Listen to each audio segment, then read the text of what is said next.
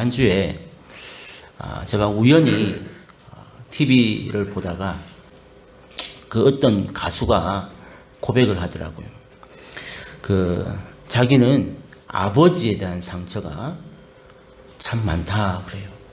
지금 그 아버지가 요양병원에 계신데 듣지도 못하고 잘 보지도 못하고 누군가가 이렇게 가까이서 들려주고 가까이서 보여주지 않으면 보지도 듣지도 못하는 그러니까 요양병원에 계신 그런 상태임에도 불구하고 아직 그 마음의 상처, 어릴 때부터 받았던 그 마음의 상처가 아직 해결이 되지 않았다. 이런 말을 하더라고요. 지금도 아버지는 사랑하고 또 그걸 표현하고 싶지만 안 된다 그래요. 그런데 그 말이 끝나자마자 그 옆에 있던 또 다른 가수도 자기도 아버지에 대한 상처가 있대. 그래서 똑같은 문제가 다 집안마다 다 있다. 이런 얘기를 거기 출연한 사람들이 이렇게 하는 것을 보았습니다. 자, 여러분들은 아버지에 대한 이미지는 어떠세요? 오늘 어버이 주일인데 참 중요한 주제입니다. 그리고 참 힘든 주제입니다. 제가 어릴 때는 몰랐어요.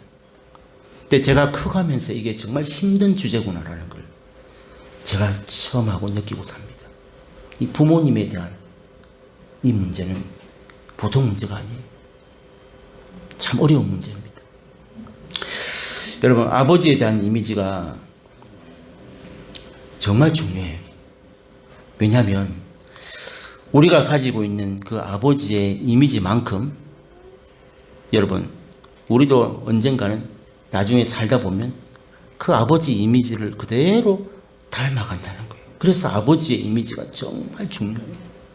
여러분이 부인하고 싶지만 절대로 그렇지 못합니다. 왠 줄 아세요? 아버지가 우리의 뿌리이기 때문에 뿌리. 나는 거부하고 싶어도 결국은 자식은 부모님 따라가는 거예요. 뿌리라서 그래요. 그래서 여러분, 우리는 좋든 싫든 뭐 알고 배웠든 모르고 배웠든 우리는 아버지에게서요 공의를 배웁니다. 질서를 배웁니다. 그 아버지가 잘 가르쳤든 못 가르쳤든 아버지를 통해서 우리는 공의를 배우고 질서를 배웁니다. 어릴 때부터 가정에서 이게 시작되는 거예요. 엄마에게서는 뭘 배웁니까? 그 사랑, 모성애, 자비, 은혜 이런 거를 배우게 됩니다. 잘 배우든 못 배우든. 여러분, 그래서 그 배운 바대로 우리는 사회에서 한평생 살아가는 거예요. 이 가정이라는 공동체에서 배웠던 그 모양대로 우리가 사회에서 삽니다. 그럼 여러분, 저는 우리 아이가 이번에 전학을 했잖아요. 그래서 참 신경이 쓰였어요. 왜냐하면 참 그래 전학하기 싫어서 한평생 그 지역에서 초중고 끝날 때까지 이사 안 하고 아니면 그 바운더리 안에서 사는 사람도 많거든요.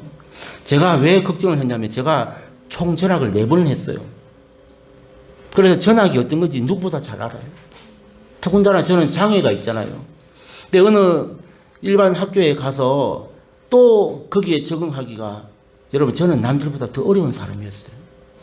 그래서 전학을 하면 어떤지를 누구보다 체험했고 참 힘들었다는 걸 알기 때문에 이 아이들에게도 아마 어쩌면 어려움이 있을 텐데 하는 마음 때문에 지금 한 3주 됐는데 신경이 쓰여서 날마다 체크를 합니다. 어떤 일이 있는지 친구는 좀 사귀었는지 이런 걸 묻게 돼요. 근데 우리 애가 하는 말이 참 좋은 애들도 있고 또 안 맞는 애도 있다는 거예요. 여러분, 애들이 뭐 맞고 안 맞고 어디 있는 것 같다 하지만 애들도 알아요. 그러니까 우리랑 맞고 안 맞고 어디서 결정될까요? 그 애들이 뭐 나빠서 그래요? 아닙니다. 왜냐하면 우리가 배웠던 그 가정의 내력과 그 애가 살았던 내력이 달라서 그래요. 어디에다 가치를 두고 어떻게 가르치느냐에 따라서 완전히 달라요. 저는 우리 자식들 가르칠 때 잘 가르치지 못하지만 꼭 분명히 제가 가르치는 건 하나 있습니다. 뭐냐 하면 나는 불편해도 다른 사람에게는 절대 불편하게 하지 마라. 이게 제 원리입니다. 다른 사람의 어떤 것을 불편하게 했으면 절대 안 된다. 내가 손해를 보고 내가 조심하더라도 남에게 어떤 불편을 끼치는 그런 행동은 만들지 마라. 저는 꼭 그렇게 가르칩니다. 그러니까 우리 아이들도 이 불편을 유발하는 이 아이들을 이상하게 보는 거예요. 근데 어릴 때부터 그 아이 중심으로, 자기 중심으로, 자기 그만 생각하며 가르치는 집은요, 그런 거 안 갈 개념 없어요. 남이 불편하든 말든 자기만 편하면 되고 자기 중심으로 그렇게 살았던 아이들하고는 딱 대해 보면 안 맞는 거예요. 서로 맞출 줄을 몰라요. 지금 극과 극입니다. 여러분 초등학교 가봐도 얼마나 무서운 세대가 되는지 몰라요. 왜 그럴까요? 부모님에게서 어떻게 배웠냐에 따라서 그 어릴 때부터 완전히 다릅니다. 우리가 이 어른 데서 살잖아요. 이게 그냥 나온 것 같죠? 절대로 아닙니다.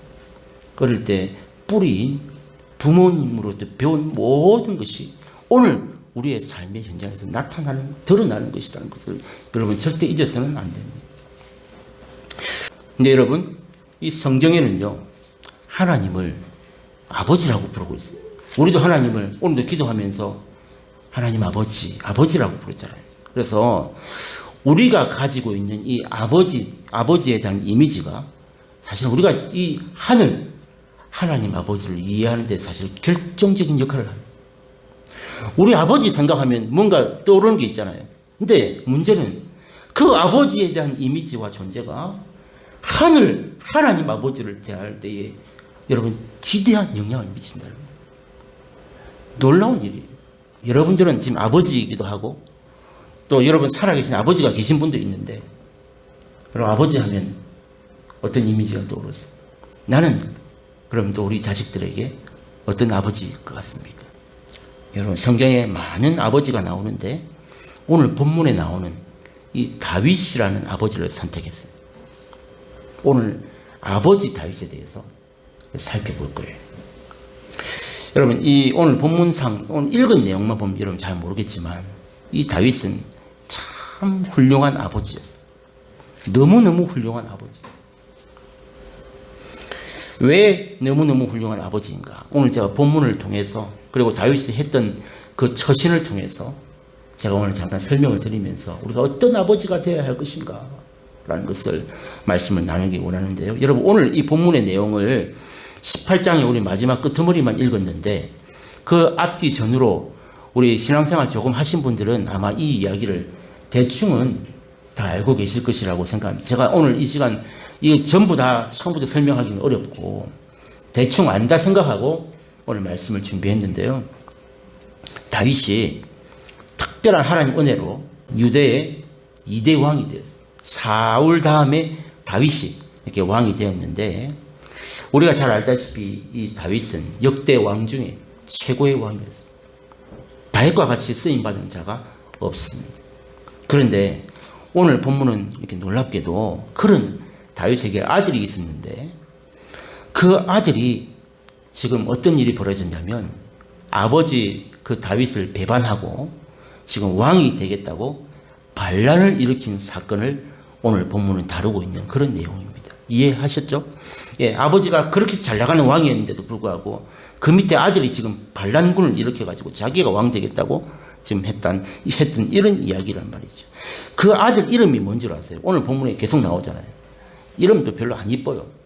압살롬이라 그래요. 압살롬자 하는데 이 아들이 다윗의 셋째 아들. 그런데 첫째, 둘째는 어디 갔는데 자기가 지금 왕 되겠다고 지금 반란을 일으킨 거예요? 첫째, 둘째는 죽었어요. 그래서 지금 사실상 이 압살롬이 맏아들이었다. 이걸 이제 기본적으로 이해를 좀 하셔야 돼요. 첫째, 둘째 없고 지금 자기가 맏아들이 압살롬이. 그런데 여러분 성경 여러 군데를 잘 보시면 알고 계시지만 압살롬이요 엄청나게 미남이었어요. 너무너무 잘생겼어요. 그런데다가 똑똑하고 그래서 칭찬받고 한마디로 이런 아들은 뭐라 합니까? 잘나고 똑똑하고 정말 그런 칭찬받는 그런 아들이었는데 그러니까 다윗이 늙어서 죽고 기다리면 다음 왕이 누구예요? 압살롬이었단 말이에요. 이 정도는 이제 제가 충분히 말씀드린 것 같아요. 기다리기만 하면 아들이 이 애가 그냥 왕이 되는 제3대 왕이 되는 그런 타이밍이었단 말이죠. 그런데 뭐가 초조하고 뭐가 어쨌길래 세상에 이 악당들과 작당을 해가지고 아버지를 배반하고 지금 아버지 죽이겠다고 막 군사를 이끌고 지금 그렇게 아버지 쳐들어오는 이런 일이 벌어졌다라는 것을 오늘 본문 앞뒤로 이렇게 나와 있습니다. 여러분, 그런데 오늘 제가 압살롬에 대해서 살피려고 하는 게 아니고 다윗에 대해서 살핍니다. 아버지 다윗. 오늘 이 다윗은 이런 폐륜적인 잘못된 자식을 저 같으면 그냥 당장 잡아 죽이든지 막 이런 일을 못하도록 뭔가 막았을 것 같은데 이 다윗은 그렇게 하지 않고 그 아들이 반란군을 일으켜서 자기 왕위를 빼앗으려고 쳐들어온다는 말을 듣고 다윗이 어떻게 합니까? 그 왕의 자리를 피해서 도망을 가버려요. 왕궁을 도망가서 저 광야길로 도망가 버렸다는 얘기를 하고 있습니다. 그리고 정처없이 떠돌아다니다가 마침내 이 왕을 보호하는 군사들이 많을 거 아닙니까? 장군들과 군사들이 많았어요. 정처없이 이 광야에 가가지고 막 떠돌아다니는데 반란군이 막 찾으러 다니잖아요. 그래 그 아들 군사와 이 왕을 호위하는 그 군사들이 전쟁이 난 거예요. 서로 맞붙은 거예요. 이런 와중에 지금 두 진영에서 전쟁이 나고 막 이렇습니다. 그 전쟁이 났을 때에 여러분 아버지 다윗이 그 군대 지휘관들에게 뭐라고 물어봅니까? 참 이 다윗을 보면 놀랍습니다. 내 아들 압살롬이 평안하냐? 내 아들 압살롬이 무사하냐? 이렇게 물어요. 여러분 앞에 한번 구절들을 집에 가서 한번 쭉 읽어보시면 나옵니다. 제 말 그대로. 전쟁이 벌어졌는데 이 아버지가 꼭 묻는 말이 내 아들 압살롬 무사하냐? 평안하냐? 아들 괜찮나? 이 말이잖아요. 아니 반란군으로 지금 자기 죽이려고 쳐들어왔는데 우리 아들 괜찮냐? 전쟁할 때마다 무슨 소식 들을 때마다 이것부터 물었다는 거예요. 아버지 다윗이. 결코 용서될 수 없는 이 나쁜 아들, 이런 폐륜 아들, 세상에 이런 아들이 어디 있습니까? 그런데도 불구하고 이 아버지는 그렇지 않았어요. 모든 사람들이 다 원수라고 손가락질하고 폐륜하라고 그렇게 했지만 이 아버지 다윗은 여전히 저가 내 아들이다. 절의 사도 내 아들이다. 이게 아버지 다윗의 마음이었습니다. 자, 오늘 이 본문에 이제 넘어오면 적진에서 막 싸우다가 한 장군이 급하게 달려왔습니다. 그래 또 똑같이 말합니다. 내 아들 압살롬이 평안하냐? 이렇게 물었죠. 네, 그가 이 달려온 장군이요 처음에 아들 죽었습니다. 왜 죽었는데? 걔가 말 타고 막 가다가 나뭇가지에 머리채가 탁 걸려가지고 그 내려오도 못하고 올라가지도 못하고 대롱대롱 매달려 있는데 우리 장군이 확 칼로 찔려 죽였습니다. 이렇게 지금 다윗에게 보고를 해야 되는데 그 얘기를 못하는 거예요. 아들 죽었다고. 그러고 있는 차에 또다시 구스 사람이 들어와가지고 진짜로 말해버렸어. 아들 죽었다. 오늘 그 얘기를 하고 있는 것이에요. 왜 이 군사가 장군이 지금 그 아버지를 반란군을 일으키고 죽이려고는 그 압살롬이 죽었는데도 죽었다 얘기를 못했을까요? 이스라엘 모든 군사들은 다윗이 그 반란한 그 아들 압살롬이 다윗이 얼마나 그 아들을 사랑하는지를 모든 군사들이 다 알았어. 그래서 내 아들 압살롬이 평안하냐, 괜찮냐, 이걸 다 알기 때문에 그 아버지한테 아들 죽었다는 말을 못하고 피하다가 구스 사람이 말을 해줘가지고 지금 울고 있는 이 다윗의 장면을 소개하고 있는 것입니다. 여러분 오늘 본문은 그 아들이 죽었다는 이 소식을 듣게 되고 그래서 다윗이 지금 펑펑 우는 장면을 마지막 부분에 이렇게 소개하고 있잖아요. 근데 아버지를 반역하고 이런 폐륜적인 짐승보다 못한 이 아들이었지만 오늘 본문에도 한번 보세요. 우리 읽었지만 내 아들 압살롬아 내 아들 압살롬. 자기의 왕위를 빼앗으려고 반역을 했던 이런 배륜 아들을 향해서 내 아들 압살롬아, 내 아들 압살롬아. 그러면서 이게 끝이 아니에요. 내가 대신하여 죽었다면 좋았을 것을. 내가 대신 죽었으면 좋았을 것을. 네가 먼저 죽었구나. 통곡하면서 울고 있는 다윗의 모습을 볼 수 있습니다. 이게 오늘 이야기 끝이에요. 여기까지만 해도 참 아버지 다윗이 참 대단하다라는 생각이 듭니다. 여러분, 질문이 있습니다. 왜 다윗이 이렇게 피난을 가야 했을까요? 자기가 왕인데 당연히 자식이 반란군을 일으켜가지고 왕위를 빼앗으려고 쳐들어오는 그 자체가 반란이잖아요. 잡아 죽여도 모자란 놈이에요. 근데 왜 자기가 도망을 가냐고요, 지금. 도망간 이유가 뭘까요? 그러면 다윗이 뭐 군사가 없었을까요? 여러분, 요즘 시대하고 달라요. 그 왕의 주변에는 엄청난 군사들과 장군들이 호위하고 있습니다. 반란군이 아무리 뛰어나봤자 쳐들어올 수 없어요. 왜 도망갔을까? 군사가 약해서가 아닙니다. 왜 도망갔느냐? 당장 불러서 뭐라 하든지 잡아 죽여버리든지 하여튼 문제를 해결할 수 있음에도 불구하고 왜 아버지는 이 압살롬을 피해서 도망을 갔을까? 여기에는 참 안타까운 비밀이 있어요. 뭐가 있냐면 이미 이 압살롬, 이 아들은 아버지의 권위를 벗어났어요. 아버지의 권위를 뛰어넘어 버렸어요. 그러니까 아들로서 할 수 없는 행동을 하고 있는 것을 보게 됩니다. 그렇죠. 여러분, 이런 자는요, 스스로 자기가 바뀌지 않는 이상은 아무리 말해도 안 된다는 것을 다윗이 이미 알고 있었어요. 다윗 어리석은 사람이 아니고 다윗이 똑똑한 사람이에요. 이 아버지의 권위를 넘어서서 아버지 죽이려고 온 애한테 잡아놓고 니 그러면 되나? 말해봤자 안 통한다는 것을 다윗은 이미 보았다는 거예요. 이게 핵심. 그래서 다윗은 자식을 위해서 선택한 게 뭐냐면은 그 자식 잡아 죽여버리는 게 아니라 자식을 위해서 내가 피해야 되겠다. 저 말도 안 듣고 말이 통하지 않을 저 자식 내가 피해야 되겠다. 이렇게 선택한 거예요.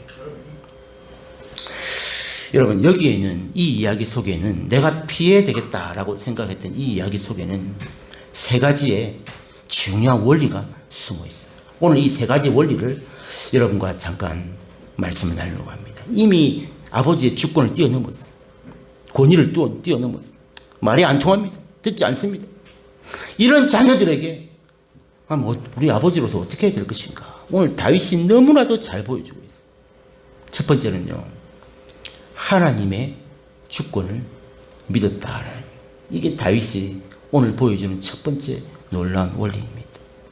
여러분, 다윗이요, 제가 이제 성경 여러 곳에 얘기를 좀 드릴 텐데 오늘 얘기를 이해하기 위해서 제가 설명을 좀 할게요. 여러분, 다윗이 참 흠 중에 하나가, 그가 다윗이 하나님 앞에 합한 자예요. 얼마나 귀한 자입니까? 그런데 다윗의 인생 가운데 절대로 지울 수 없는 한 가지 실수가 있다면 바세바 사건이잖아요. 여러분, 이 바세바라는 여자 때문에 다윗이 그 바세바의 남편이었던 우리아를 죽여버리는 일이 있었습니다. 그 우리아가 누구냐면 자기 밑에서 다윗을 위해서 일하는 충성된 종이었어요.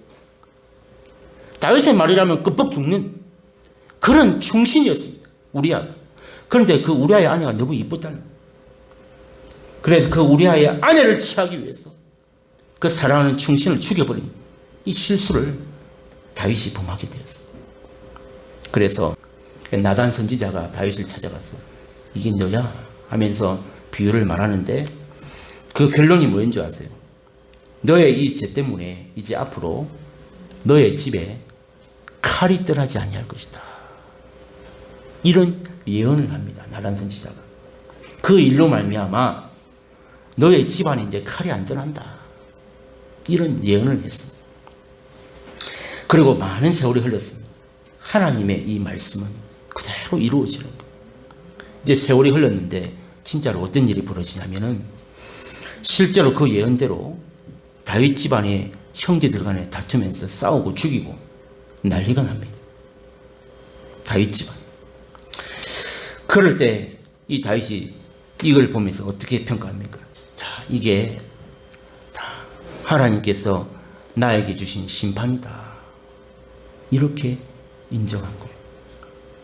칼이 떠나지 아니하겠다라는 그 말이 이루어지고 있구나라는 것을 받아들였다는 거예요. 여러분, 이런 일만 있는 게 아닙니다. 다윗 집안에 보면 그 아들이요, 아버지의 첩을 강간하는 일도 있었어요. 자, 이런 정말 천인공노할 이런 일을 당할 때에도 다윗은 그 사건을 어떻게 평가했느냐. 이것 또한 하나님께서 내게 주신 심판입니다. 이렇게 받아들였어요. 여러분, 이 다윗이요, 지금 이 사건에서 압살롬을 피해가지고 막 도망을 가는 중에 시므이라는 한 종이 있었는데, 여러분, 이 시므이라는 이 사람이 다윗을 보더니만 쫓겨가는 그 다윗을 보면서 막 저주를 했습니다. 그런데요, 그 왕을 저주하잖아요. 그게 들렸단 말이죠. 여러분 같으면 그 사람 어떻게 될 것 같아요? 죽죠. 그래갖고 당장 다윗 옆에 있던 장군이 그 시므이라는 놈을 잡아 죽이려고 칼을 빼들었는데 다윗이 뭐라고 했는지 아세요? 이렇게 말합니다. 그러지 말아라. 왜냐? 왜 그러지 말라 하냐면 하나님께서 저 사람의 입을 통해서 나한테 저주하라고 하셨기 때문에 했겠지. 이렇게 받아들였어요. 내가 하나님 앞에서 받는 심판이니까 저 사람 나무라지 말아라. 이 말이에요. 내가 하나님 앞에 이 칼이 떠나지 아니할 것이다 라는 이 저주를 이미 받았기 때문에 그게 나한테 임하는 거니까 저 사람한테 뭐라 하지 말라. 여러분, 이 다윗이 이렇게 아들의 그 반란 가운데서 피난을 간 첫 번째 이유가 뭐라고요? 이렇게 다윗은 모든 것을 하나님의 주권 속에서 받아들였기 때문이다 라는 사실. 이게 아버지의 마음이었어요. 그 아들의 어떤 모습도 하나님의 주권 속에 받아들였다 라는 사실. 이게 아버지의 마음이에요. 자, 여러분, 두 번째는요, 오늘 이 다윗이 이렇게 도망간 이유가 뭔 줄 아세요? 두 번째는 모든 것을 나 때문이라고 생각했기 때문에, 모든 게 이렇게 된 일이 나 때문이다. 나 때문이다. 이렇게 생각했대요. 좀 설명을 드리면 지금 압살롬 그 아들이 잘못해서가 아니라 나 때문에 저 아들이 이런 아들이 되었다라고 생각하게 되었다라는 뜻입니다. 원래 저런 아들이 아닌데 나 때문에 저 착했던 아들이 저렇게 되었다라고 이 아버지 다윗은 그렇게 이 문제를 받아들였다라는 사실이죠. 오히려 그 아들이 어렸을 때에 내가 그 아들에게 좋은 것을 보여주고 내가 하나님의 말씀으로 잘 양육했다면 저렇지 않았을 텐데, 내가 저 아들이 어렸을 때부터 내가 잘못된 본을 보여주었고 하나님의 말씀대로 내가 바로 양육하지 못하고 잘 가르치지 못해서 내가 잘못 키워서 그 결과로 이런 일이 생겼구나. 이렇게 아버지 다윗은 이 문제를 받아들였다는 것입니다. 그래서 다윗은 이 압살롬을 반란으로 이렇게 쳐들어오는, 자기 죽이려고 오는 이 압살롬을 한 번도 나무라지 않았어요. 다 자기 잘못으로 받아들였다는 사실입니다. 결국 이 무슨 말이냐면 너도 피해자다 이 말이에요. 저렇게 날뛰고 저렇게 패륜적이고 저렇게 잘못 사는 저 아들을 보면서 나 때문에 너도 피해자였구나. 이렇게 받아들인 이 아버지의 마음. 여러분, 이런 생각으로 다윗은 왕궁을 떠나게 되었다라는, 이게 두 번째 다윗의 아버지의 마음이었어요. 여러분, 그런가 하면 세 번째로 또 중요한 문제가 있습니다. 여러분, 한번 생각해 보세요. 그렇다면 지금 여러분 이 문제를 어떻게 해결하면 좋겠습니까? 아니, 지금 제가 볼 때는 둘 중에 누군가 하나는 죽어야 끝나요. 그죠? 아버지를 죽이려고 쳐들어오는 저 반란군 아들, 그리고 아니면 아버지가 그 아들을 죽여야 끝나는 이 전쟁. 둘 중에 하나가 죽어야 끝나는데 여러분 어떻게 하면 가장 좋은 해결책이 되겠습니까? 여러분, 아들을 죽여서 내가 해결하겠습니까? 아니면 내가 죽어서 이 문제를 해결하겠습니까? 둘 다 정답이 아니에요. 둘 다 정답이 아니에요. 그래서 다윗은 어떻게 합니까? 세 번째로, 자녀를 위해서 포기했다라는 것을 보여줍니다. 자녀를 위해서 왕위와 모든 것을 다 포기했다. 이게 아버지의 마음이다라는 것을 우리에게 보여줍니다. 한번 다윗의 입장을 잘 생각해 보세요. 여러분, 그 아들을 죽이면 어떤 결과가 됩니까? 아버지가 세상에 아들 죽인 아버지가 되는 거 아니에요. 이 무슨 집안이에요? 반대로 가만히 지금 있다가 아들이 쳐들어와서 아버지를 죽이면 그 아들에게 아버지 죽인 아들이라는 누명을 또 쓰게 되지 않습니까? 이래됐든 저래됐든 진짜 괴상한 집안에다가 말종이 말도 안 되는,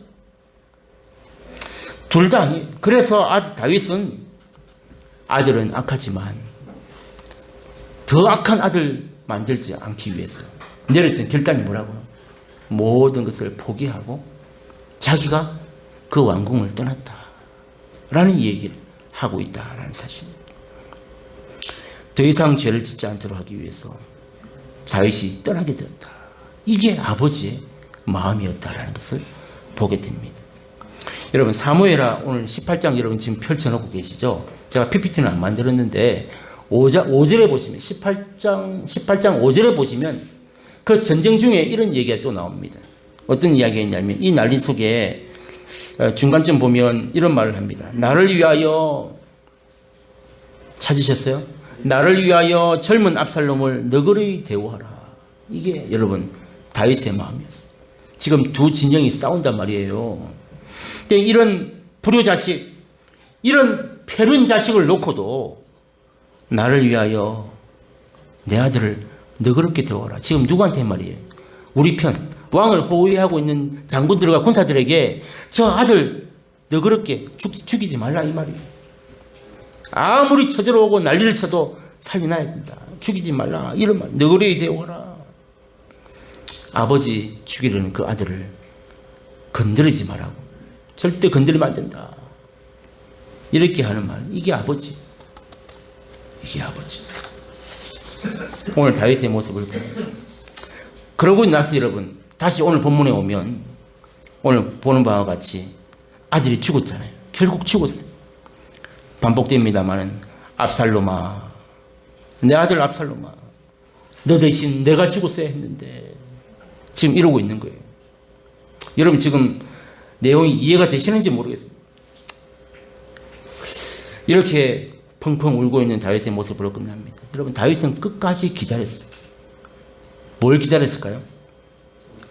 아들이 이제라도 돌아오길, 아들이 이제라도 회개하고 돌아오길, 아버지 앞에 무릎 꿇기를 기다렸습니다.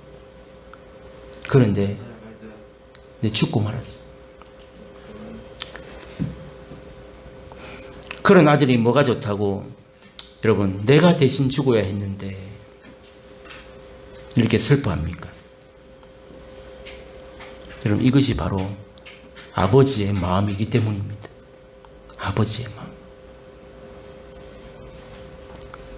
오늘 다윗을 통해서 이 아버지의 마음을 나누어 보았습니다. 여러분 저는 이 말씀을 보면서 구구절절히 제 마음에 사무쳤어요. 다가왔어요. 그래서 저는 오늘 이 다윗의 행동을 보면서 붙인 제목이 살신성인이었다. 살신성인. 이 다윗의 모습을 어떤 말로 표현할까? 살신성인. 이 말 말고는 답이 없었어요. 자기를 희생하여 아들을 옳은 대로, 아들을 바로 세우려고 하는 이 아버지의 다윗의 모습. 나는 죽어도, 나는 도망쳐도, 나는 없어져도 내가 너를 대신해서 내가 죽어서야 되는데, 이게 살신성인의 아버지의 마음이었다라는 것을 보여주고 있습니다. 여러분, 저는 그렇게 생각합니다. 이 압살롬 같은 놈이 어찌 다윗의 마음을 알았을까요? 아버지의 마음도 모르고 죽었어요. 이해되시죠? 그러면 우리는, 과연 우리는 압살롬 같은 이 자식이 우리란 말이에요. 압살롬 같은 우리가 어찌 그 아버지의 마음을 다 이해하고 알 수 있을까요? 저는 그렇게 한번 생각해 봤어요. 지금 압살롬 욕할 게 아니라 아버지의 마음도 모르고 죽었는데 우리는 어떤가요? 압살롬 같은 우리가 어찌 그 부모의 마음을 다 이해하고 알 수 있겠습니까? 여러분, 저는 살아보니까 그래요. 자식은요, 제 자식 아직 얼마 안 컸지만 보여요. 자식은요, 죽었다 깨어나도 부모의 마음을 다 모릅니다. 그게 자식이에요. 부모가 어떤 마음으로 이렇게 하는지, 부모가 왜 이런 말을 하는지, 부모가 왜 이렇게 했는지를 자식은 다 알 수가 없어요. 여러분, 그거 다 알면 자식 아니에요. 그걸 다 알면 할아버지지 무슨 자식이에요. 모르는 게 자식이에요. 모르는 게. 당연한 거예요. 자식이 부모의 마음을 절대로 다 알 수가 없습니다. 이게 진실이에요.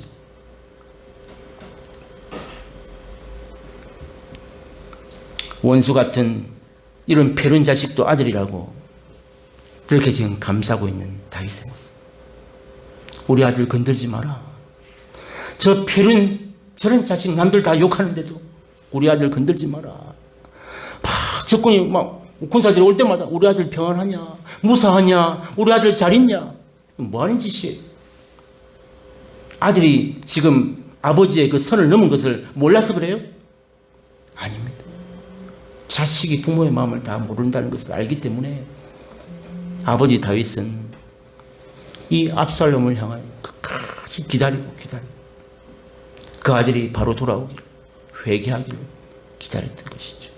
끝까지 감싸던 자기 자식이라, 아무리 남들은 패륜하라 그래도 자기 자식을 끌어안는 이 아버지 다윗의 모습.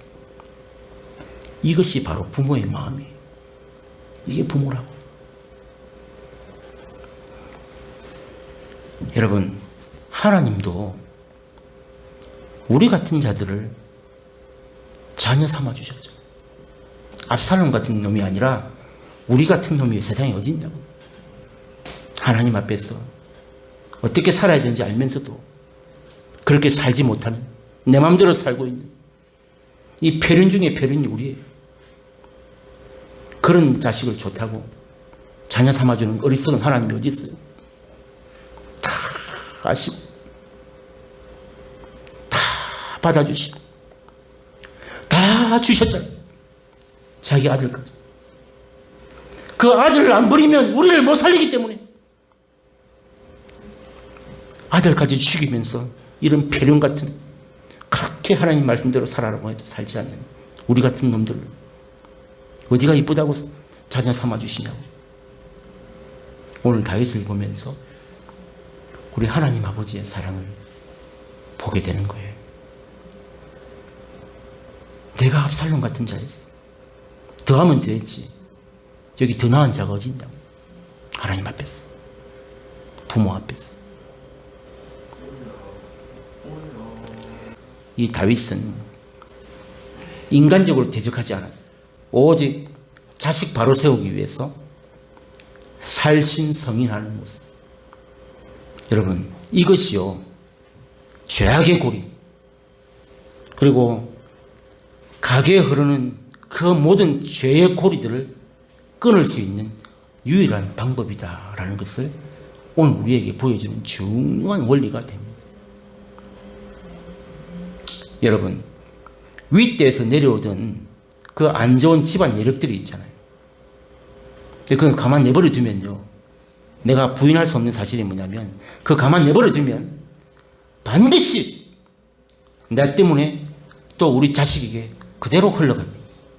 이게 내력이에요, 내력. 왜요? 아까 제가 그랬잖아요. 뿌리라고. 부모는 뿌리예요. 또 할아버지한테 받은 이 유산을 나는 또 자식에게 뿌리이기 때문에 흘러갈 수밖에 없어요. 근데 그 죄악의 뿌리, 가게에 흐르는 그 저주의 뿌리, 이거 어떻게 끊을 수 있냐고. 그거를 인간적인 방법으로 대적하고 인간적인 방법으로 행동하는 부모들 때문에 자식들이 또 똑같은 모습으로 닮아가는 거예요. 절대로 안 바뀌어요. 그렇게 했어요. 그래서 이 근원을 끊어내고 다시 새롭게 세워나가기 위해서는 부모가 살신성인하지 않으면 절대로 안 된다는 것을 오늘 이 다윗이 우리에게 보여주는 너무너무 중요한 교훈이다라는 사실이죠. 여러분, 오늘 어버이 주일을 맞이해서 여러분 한평생 우리 어르신들 수고하시고 고생하시고 또 그 부모님의 그 노고에 정말 감사하고 충분히 여러분 그 수고에 정말 존경받고 축하받을 날이 어버이날 맞습니다. 그러니까 여러분 지금까지 살아내시고 여기까지 이렇게 자녀들 키워주시고 온 것만 해도 너무너무 감사하고 훌륭한 분들이에요. 여러분, 그런데 거기서 끝이 아니라는 거예요. 부모가 애만 낳으면 부모냐고. 절대로 아니에요. 부모는 거기서 끝이 아니에요. 제발 세상적인 부모 따라하지 마시고 믿음의 부모로, 정말 성경적인 부모로, 하나님의 말씀 앞에 선 부모로 우리가 바뀌어야 돼요.